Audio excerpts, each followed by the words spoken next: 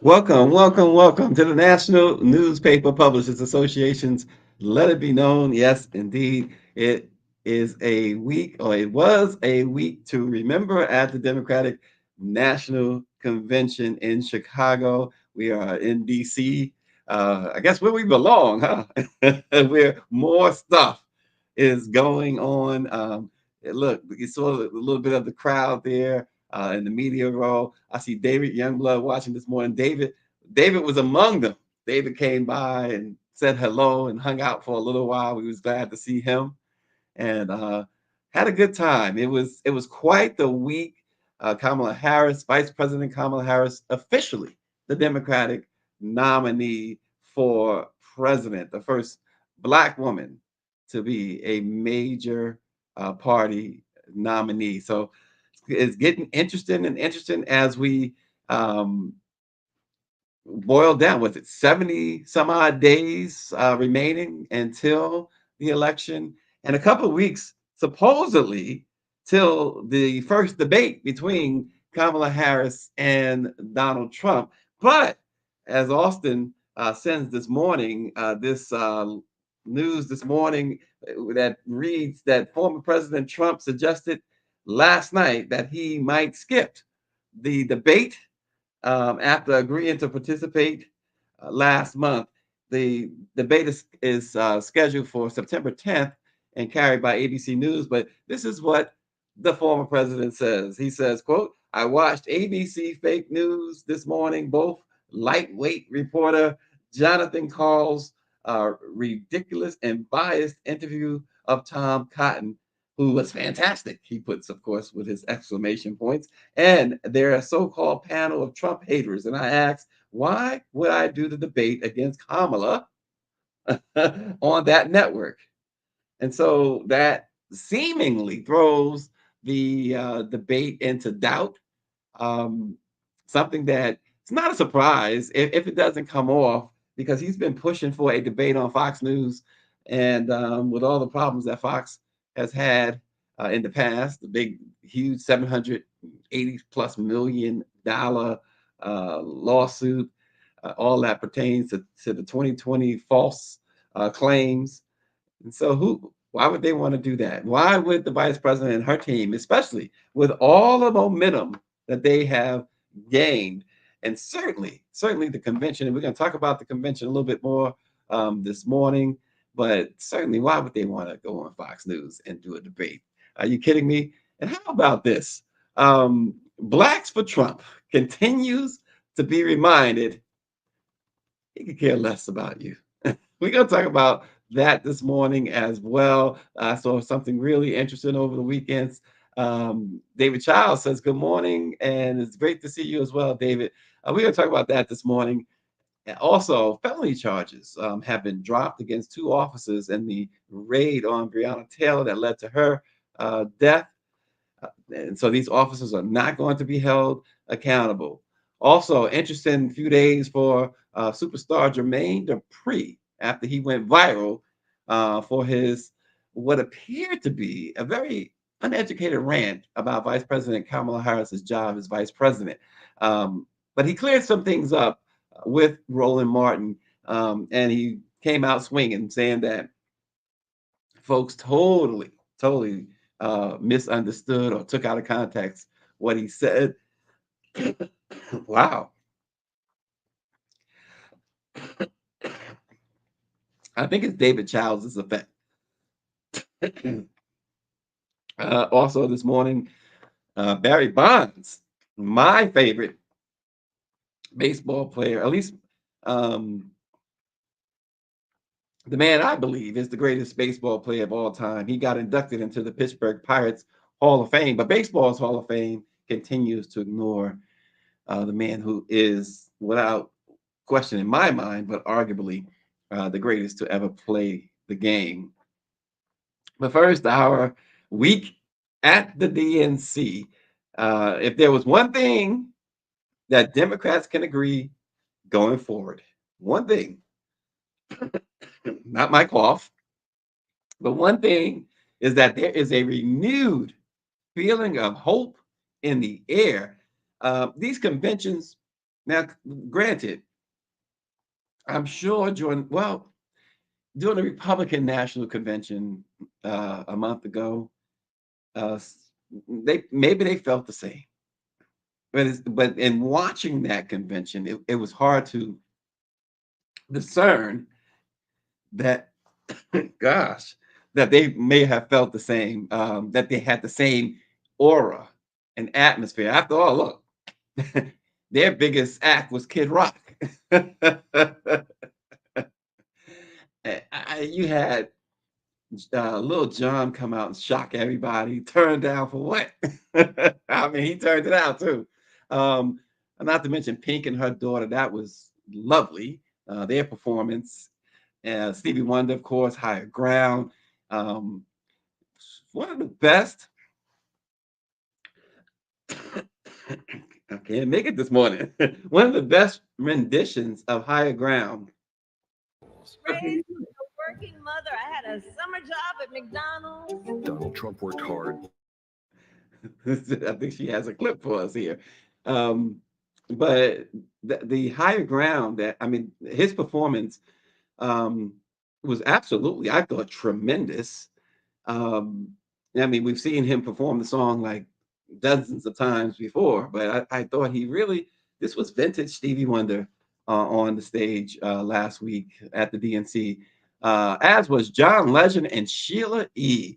Um, and people say, why did they pick that song? Why did they pick Prince? Well, it was quite simple. The governor, now the vice president candidate, Tim Walz, there was a tribute to Minnesota. And if you're going to play music, the tribute to Minnesota, you got to be Prince. But the rendition of Let's Go Crazy by John Legend and Sheila E. was, well, legendary. It was really good. Not to mention, that guitar solo by that young lady, wow. I she I, I thought maybe she was a member of the revolution or something. I mean, the way she rocked that guitar was amazing, but it was a lot of life to the convention, more so than I thought headed into it. It's a political convention. How excited can you be? But they really not only put on a show, despite the fact that everyone thought Beyonce was going to show up. In fact, there was swirling rumors in the press corps. Someone had walked by with an entourage, and people were snapping pictures. And two individuals actually, because I came back to our booth and said, "Oh, Taylor Swift is here," because the girl, there was a couple of women, and they're like, "Oh, we got her picture. We got Taylor Swift's picture." It was not Taylor Swift, obviously. Um, but there was this, I forget which network showed this caravan of SUVs coming toward the United Center. Now the vice president and everyone else was already inside. So the speculation, and then TMZ reported that it was actually Beyonce's motorcade and that she was definitely coming and she was performing. And they reported it definitively. And the buzz was, everybody was headed to the convention floor. Everyone was jammed in there thinking, okay, she's got to come on just before Kamala Harris. She's got to come. And then there was even thought maybe afterwards, but there was when those balloons came down, the show was over, folks. It was over. No Beyonce. But be that as it may, what a week. Again, you can the celebrities that were there. Dave Chappelle actually showed up, but very low key. He didn't have a part on the program, right? And then it was D.L. Hughley gave a part of the program. Oprah, of course, she turned out for this week. So many, of course, her buddy Gail King was there covering the event, but so many folks turned out. Like we said, Little John, he came out, and folks were really excited about that. But the atmosphere, the speeches, Hillary Clinton, when she gave her speech, she really, really did finally pass that baton. And it's interesting that we show Representative Jim Clyburn right now because this baton needed to be passed to the younger generation. And certainly when it comes to folks like Jim Clyburn and of course Joe Biden and Hillary Clinton and Bill Clinton, uh, Kamala Harris is the younger generation. In the criminal justice system, the people are represented by two separate yet equally important groups: the police who investigate crime and the district attorneys who prosecute the offenders. This is the story of Donald Trump. His entire life, Trump has believed he's above the law, that no one would ever dare hold him accountable. He lies. He rips off workers. He sexually abuses women. And when you're a star, they let you do it. You can do anything. He cheats in business. He cheated on his wife with a porn star and paid her off so the American people wouldn't find out during an election. But in the criminal justice system, ordinary Americans have had the courage to find him accountable time and time again. Guilty. Guilty. Guilty. Donald Trump guilty on all 34 felony counts. For the first time in history, we have a convicted felon running for president.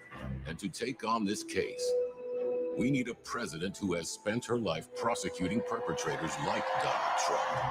He tried overturning Georgia's free and fair election. I just want to find 11,780 votes. He's tried to escape any responsibility for instigating the January 6th attack on our Capitol. We're going to walk down to the Capitol, and I'll be there with you.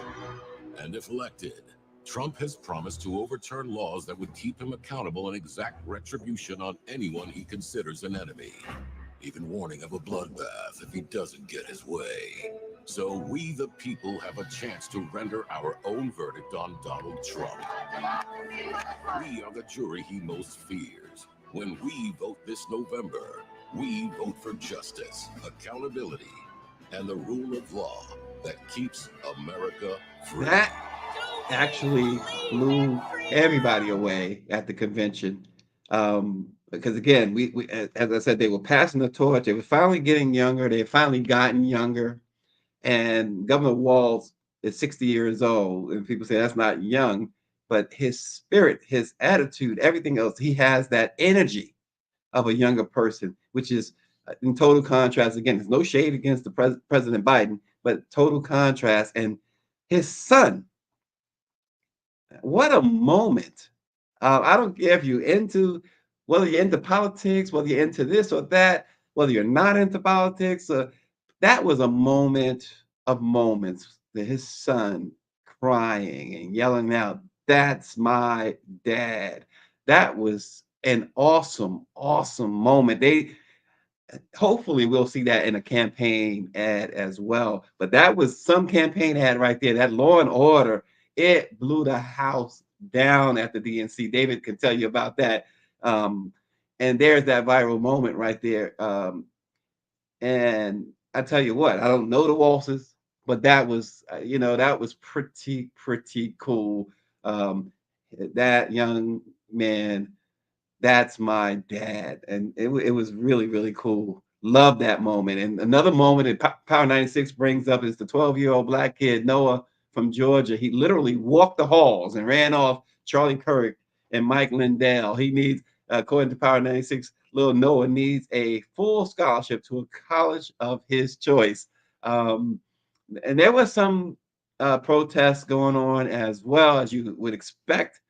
There was some, but I thought, despite despite um, what you may have seen on Fox News, because now we're in Media Row, and you could see everything that's going on with every network, every outlet, and Fox. Every time you pass the Fox booth, they had information. They were showing the protests. They kept showing the protests, and they were naturally overstating it being a violent protest. It was not. They outside the convention center, and the way that that was, the security was quite. It was amazing, but it was also you couldn't move around Chicago. You really couldn't move around Chicago. I mean, not in any timely fashion. Um, that was a problem for me personally, but that's me. But they gathered, and you had a couple of them who made their way into the building, but it was just a couple. But they stayed away. In fact, blocks away. And what Chicago, the mayor and the officials there did, I thought, was really smart. They made space for protesters. They, in fact, did a whole parade route that they roped off, blocked off for protesters to exercise their rights to do such to do such. And so I thought they did a pretty darn good job of that. It was just absolute nightmare though, trying to get around Chicago though during the week. It was an absolute nightmare. I mean, roads just closed everywhere, blocked off. That was a nightmare, but it didn't take away from the enthusiasm. I didn't expect it. Like I said, I did not expect the fact that uh, the excitement it created, the atmosphere, the loud ovations that was going on. Of course, speeches. AOC, of course, was just absolutely tremendous. Jasmine Crockett was absolutely fantastic.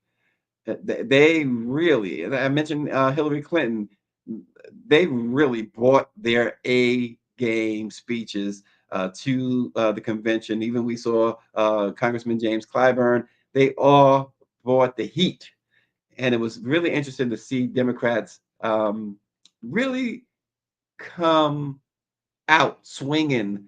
We often criticize them for being passive. We talked to a lot of representatives and lawmakers, and the governor of New Jersey, Phil Murphy, Governor Whitmer of Michigan, and even they had to admit that this was something that they needed to do. This was a stance they needed to take. Yeah, and the place was absolutely filled to the rafter. There was not an empty seat. Someone got out of their seat, somebody else was gonna try and steal it from them. It was unbelievable what was going on in Chicago last week, and we were there firsthand to bring it to you and witness that. But so much, Governor Wes Moore.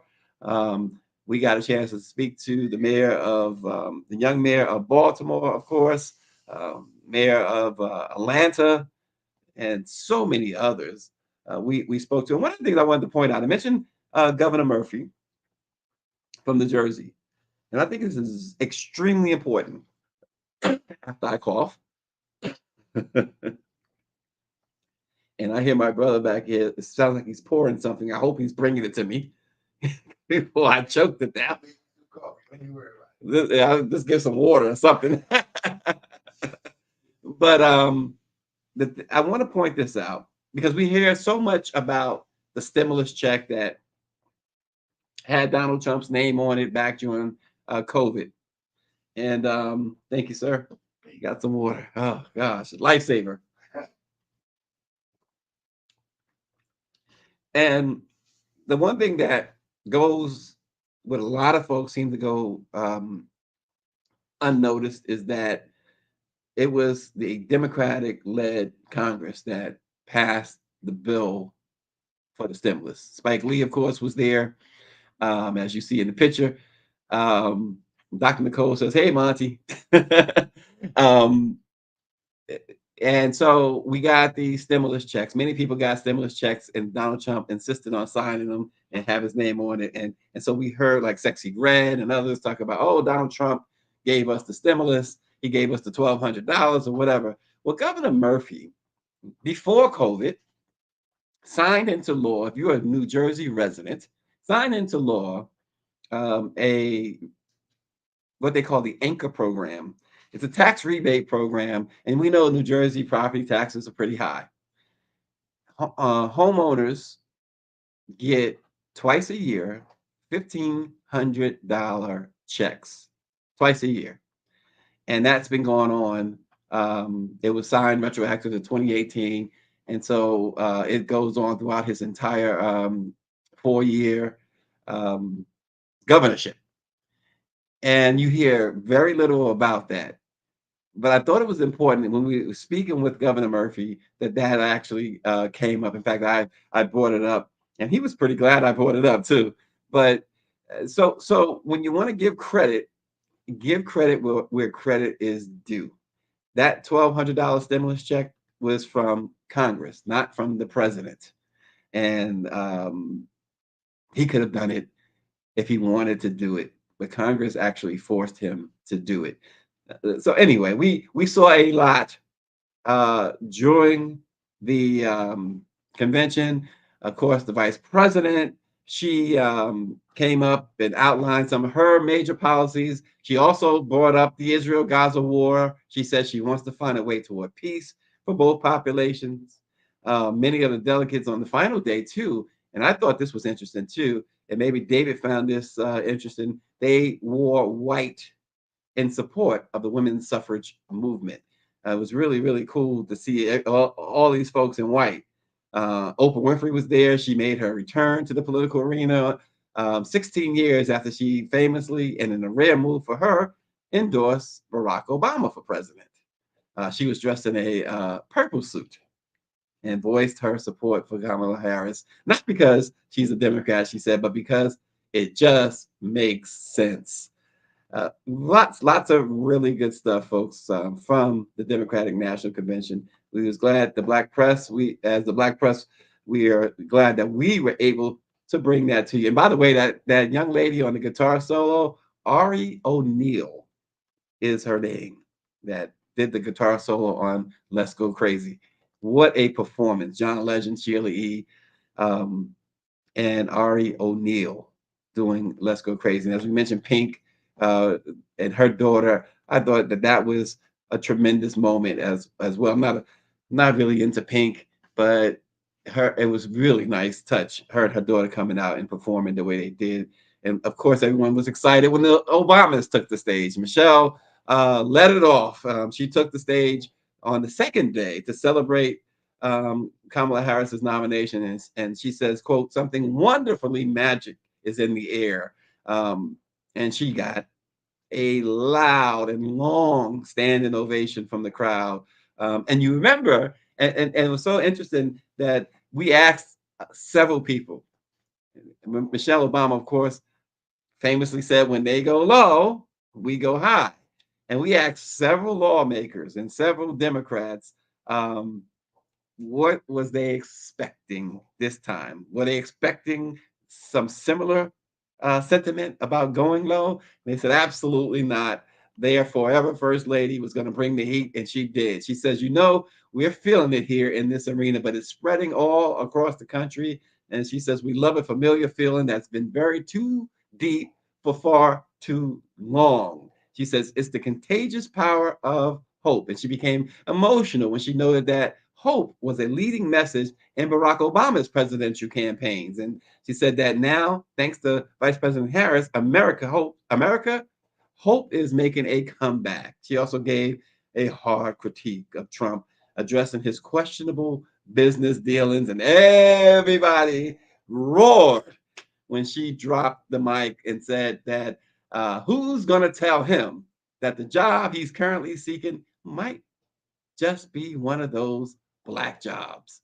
I mean, the Obamas know how to go in, right? I mean, they went in. And then, of course, Barack took the stage after her and called Trump a 78-year-old billionaire who hasn't stopped whining about his problems since he rode down his golden escalator 9 years ago. He says it's been a constant stream of gripes and grievances that actually has gotten worse now that he's afraid of losing to Kamala.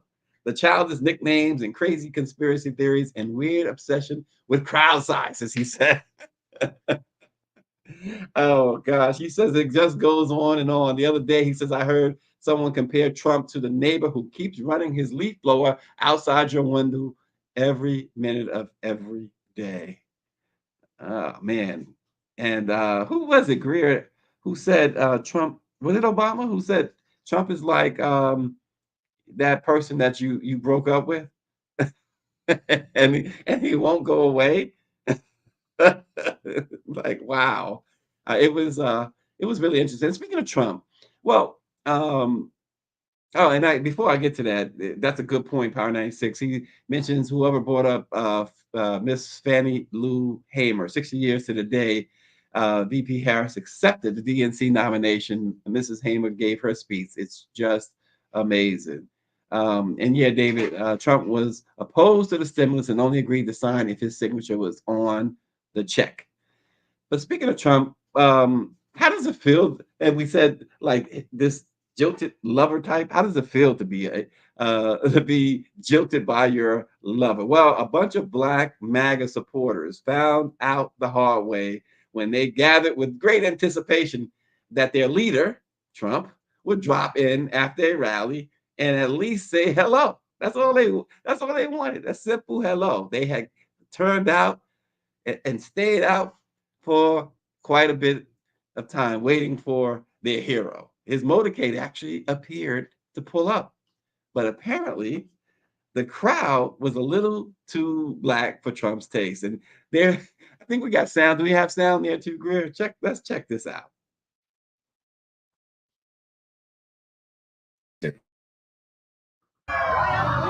People have been having a great time before that moment, but you should have seen the excitement on people's faces when they realized it was Trump approaching their event. It really felt like this big moment of acknowledgement, the perfect punctuation in a banner year for Black Republicans. Journalists and news crews were scrambling to get into position to make sure they captured that moment when he comes to this event. But then his motorcade just drove by. It turned out he wasn't coming to the event. It wasn't on his schedule. He waved at us. In case you didn't see it, he waved.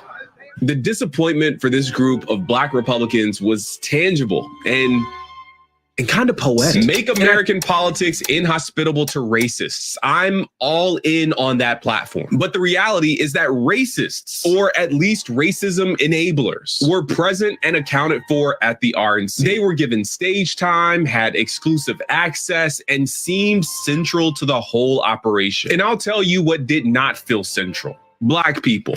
We have been, the Lord has blessed our church. He's been very kind to us to really serve our community. However, me just having President Trump at our church, if I could play the voicemail, sir,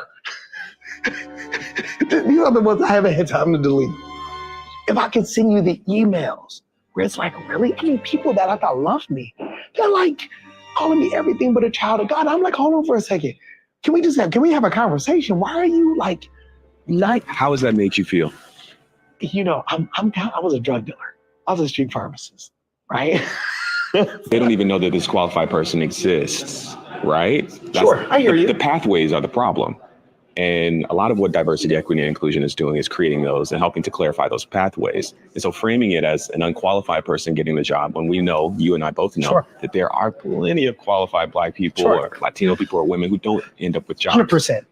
And I agree with you. I do think relationships and proximity matter. In his book, The Grift, Clay Cane details the history of how Black conservatives have thrown Black people under the bus to get ahead personally. From Black Republicans like Isaiah Montgomery and Booker T. Washington to modern Black Republicans like Clarence Thomas. Clay Cane makes the case that the modern Black Republican is likely, if not assuredly, a grifter, a person who is doing that which is politically expedient rather than doing what is right, doing whatever they need to do to get that all expenses paid trip to fancy places. Frederick Douglass and others from the 1800s, early 1900s. In those times, Black Republicans were elected by Black people. Sure. Today, Black Republicans, they're elected in majority white districts. Agreed. Why is it difficult, maybe even some would say impossible for a Black Republican to be elected in a Black? That's a good question. You know what? I'll wrestle with that. I think the biggest problem is the Republican Party, in my opinion, they have, I believe, drifted from their roots in terms of Black people having authority within that party. I don't believe the Republican Party has learned well how to support financially those who are Black Republicans that want to come out the closet. We've also made progress by harnessing the power of collective action during Reconstruction and the Civil Rights Movement, and even today during the Black-owned business boom. From LBJ, that's why you say we have these Negroes voting Democrat for the next 200 years, but all those policies have not done what they promised. Would you agree? I would not agree. So you think we're better off as Black people now than we were before LBJ passed those policies? Yes, brother, we can vote without the threat of violence. Are you talking about the Civil Rights Act of 1964? Is that what you're describing as a negative thing? I'm not saying the Civil Rights Act of 1964 was, I'm talking about. That's LBJ. I just want to be clear. That's LBJ who you said, were we better off before LBJ? LBJ signed the Civil Rights Act of 1964. I'm talking about the war on poverty. I just want to answer that one. I want to answer that specific one first. Was the Civil Rights Act of 1964 bad? I agree with the Civil Rights Act of 1964. Thank you. But at the same time, I'm also put like this. I prefer dangerous freedom over peaceful slavery. I don't know what that means. Explain more. What it means is I would rather, given the fact that even back then we still had our families together, communities were stronger back then, I would rather deal with the dangerous freedom of not knowing and controlling people with policies as much as possible versus the peaceful slavery of being married and tied to the government. Given Trump's well-documented history of saying and doing racist things, I wanted to know how these Black people could be drawn into Trump's political orbit. So it was in line with a theme that people like Byron Donalds have advanced continuously throughout this election cycle. The idea that we were better off in any way during the Jim Crow era. During Jim Crow, the Black family was together. It's worth noting that the Black poverty rate has been falling ever since Black people started receiving civil rights protection. Well, he said that I don't even know what that means. I love that line because folks be saying stuff. What James Brown and Chuck D talking loud ain't saying nothing, and that's what that dude was doing. Talking loud wasn't saying nothing. And I just wanted to mention too. It was Power 96 who said it was Hakeem Jeffries who compared Trump to the ex-boyfriend. Exactly. I remember the speech well now. That was, look, it's embarrassing. We found the same thing, Gri and I, on the, out in the streets talking to Trump supporters who can't articulate why they are Trump supporters or even what policy that they support of his. They can't. Either they can or they won't articulate that. So we found the same thing. In other news, two former Louisville Metro Police officers federally charged over using false information to secure a warrant that led to the botched 2020 raid that killed Breonna Taylor had their charges reduced by a federal judge. In August of 2022, the pair was federally charged in connection with preparing and approving a false search warrant affidavit.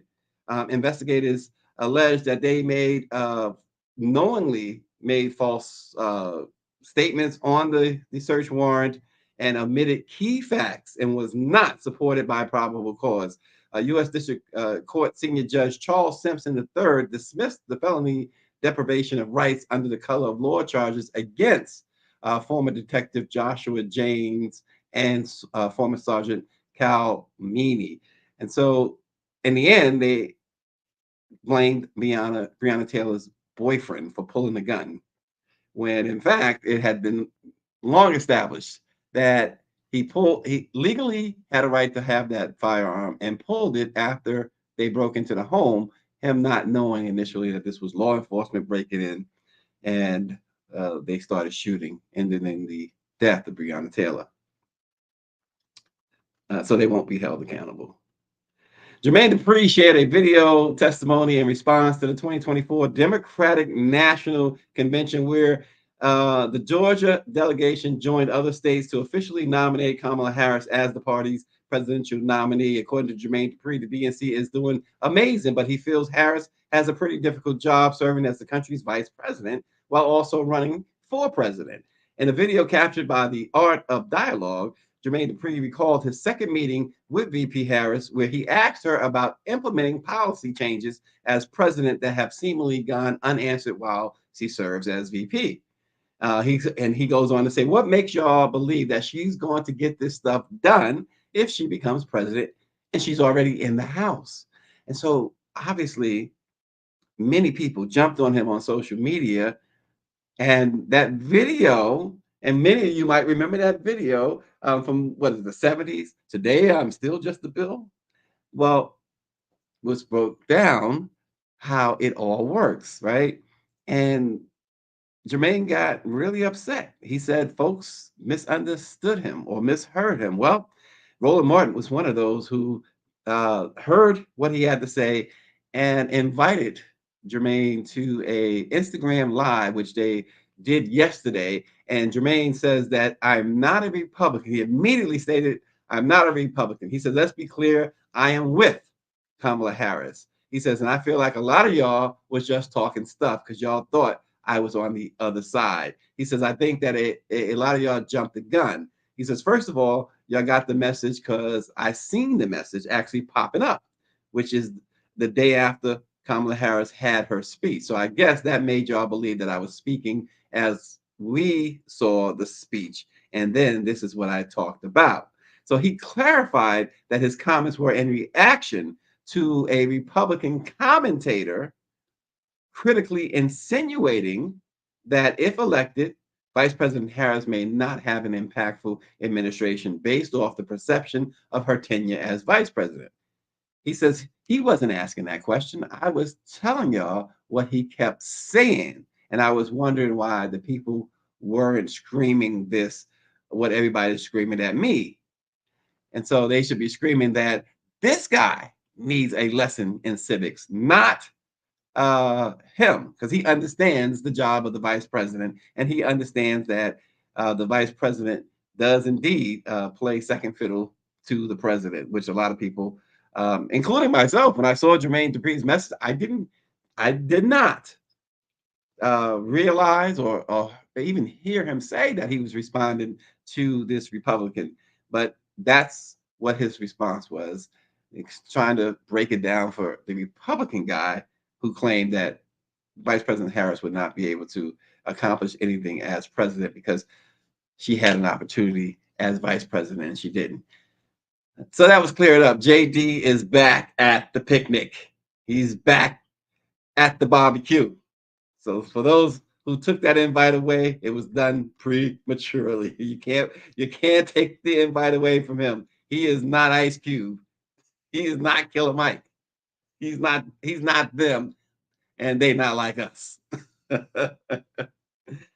Oh boy. All right, sports, right? Let's go to some sports this morning. There's a couple of things. One thing though, before I even get to my man Barry Bonds, there's a couple of things actually. Before even we get to sports, just wanted to bring out that in Decatur, Georgia, a crowd gathered at a park to witness the unveiling of a large bronze statue of the late civil rights leader and Congressman John Lewis. It stands in the place that was a Confederate monument. So they took down the Confederate monument and replaced it with that of John Lewis.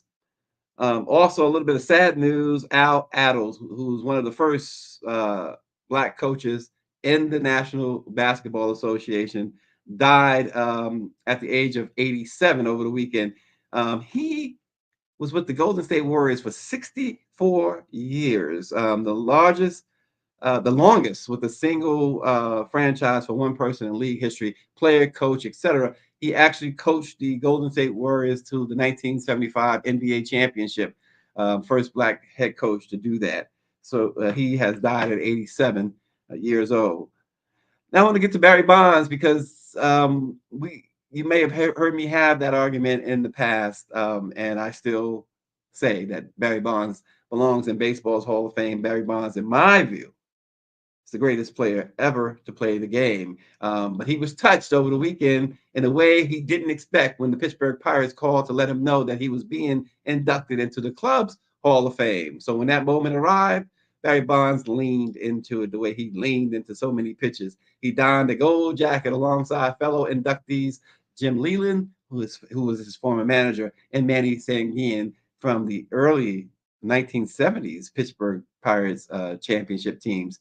Barry posed for pictures in front of a plaque that bared his name in a plaza just inside the left center field gates at PNC Park, one of the most gorgeous stadiums in all of sports is PNC Park in Pittsburgh. And the home run king insisted that he didn't think about the other Hall of Fame. He said that, hey, I don't have to worry about those things no more in my life. He says, I want to hang around my grandchildren and my children. He says, those hopes of making the Hall of Fame, he says, I don't have them anymore. I hope to breathe tomorrow and see if I can make it to 61. And he's currently 60. He turned 60 last month. And folks recall when he arrived in Pittsburgh in 1986 as a raw 21-year-old and became the catalyst for a franchise turnaround. The Pirates won 3 straight National League East titles from 1990 to 1992, and a period when he won the first 2 of his record 7 National League Most Valuable Player awards. No one has come close to 7 Most Valuable Player awards. Folks, listen, they talk about the steroids. They say he's always maintained that he was not on steroids, that he did take one substance called the Clear, which was some sort of cream that he used to help recover after being bruised up. But regardless, I always contend that while steroids was wrong, whether or not he used them, hey, it does not help you to hit the baseball. It may help the ball to carry a little further, but it does not help you hit the baseball. And not only was he a home run champion, but he certainly was had a high batting average, always hitting the 300s, always was a Gold Glove left fielder, stole bases. Steroids didn't do that. Barry Bonds did that. And Barry Bonds deserves a lot of the respect that they failed to give him. That's what I'm saying. Let it be known. So Barry Bonds deserves to be in the Hall of Fame, and it's nice to hear though that it's not something that he's losing sleep over. It's out of his hands totally. The baseball writers decide who goes into the Hall of Fame, and after a certain period of time, your name falls off the ballot entirely if they don't elect you. And then they have what they call the Veterans Committee. And so that's his last opportunity, is the Veterans Committee. So the Veterans Committee is made up of players and writers from the 60s and 70s. So these guys are old themselves. So they're gonna decide whether or not he gets in. And I think you get 1 or 2 shots at the Veterans Committee. Unlike the regular ballot, I think you're on for 10 years as long as you get a certain percentage of the vote each year. But Barry Bonds should have been a unanimous first ballot Hall of Fame. Power 96 says, if the betting guy from the Dodgers get in, Houston, we have a problem. Are we talking about Shohei Ohtani, which is another argument that's going on. We've got like a minute left. So it's another argument that's going on right now in baseball as we head to the final month of the season. Shohei Ohtani is chasing history. He might become the first player in history to hit 50 home runs and steal 50 bases in a season. Should he be MVP, or should Francisco Lindor of the New York Mets win the award? That's the argument right now. And why isn't it an argument? Well, Lindor will undoubtedly this year become the first shortstop in history to hit to have 3 straight years of 30+ plus home runs, 30 plus stolen bases, 30 plus doubles in a season while playing Gold Glove defense at a premium position. Well, Shohei is a designated hitter. And as one writer said, or one sportscaster, I should say, said, this guy is on the field for 10 minutes a game. He takes in the bat, he goes back into the dugout, he goes down and gets massages, and then when it's time to hit again, he comes back. So who should be the MVP? Designated hitters normally don't win most valuable players. Most valuable players usually is the player who has an impact on the game all around. Offense, defense, otherwise.